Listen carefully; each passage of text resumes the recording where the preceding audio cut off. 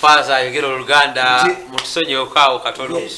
Abo obuvubuka buno bwabba 4 billion eyisimba ddamu. Kakati oyo omukazi Muloni ye n'aga nti Kadaga alimba. Tebyabadde nga bwa confessions. Nintwe yakwentwe naye gwe banno batembye naye nayo tojja kubeera.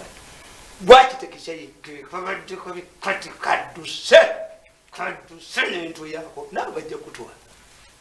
Gwe naawe waliwo lisiti eyokubiri nawe kikutemba kasajja gwe n'entwe eyo kaduse sebo ne mu meeting tekakyaji.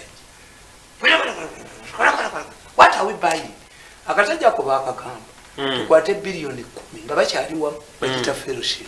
Tukwate billion 10 tuziteeke mu motoka drone tuzitekeko enamba puleti eza motoka ze tugipakinge ewe tuveeyo tumulekerewo nti omusajja ako tumusasuludde anti ayagala compensation. Kaatuula mu meeting endala ne katuuza abantu ako n'entwe yako kano akakyakaladdiko n'entwe ne kapulaani kakajja ekiro n'abantu banzite ssente bazitwale ako n'entwe yako. What are we buying? Balino bagenda naye nawe tojja kubeera na mirembe wano ate Rwanda tokyaddayo ojja kutema Amaye supplier buyer kabagamba. Before I enter into this trade, am I a supplier? Am I a middleman? Or am I a buyer? N'entwe yako n'entwe naye sente kekazi gyo man.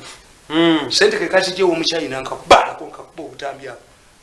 Bannayuganda nakusana bannayuganda babasanga abayita ba grandchildren nga abalamusa. Kugamba nti ng'oggyeko ddamu y'egundi. Another hair-raising example of the mafia hand is the rural electrification scheme under the Ministry of Energy. In normal circumstances, such a huge project would have the support and the trust of everybody because Ugandans in rural areas need electricity.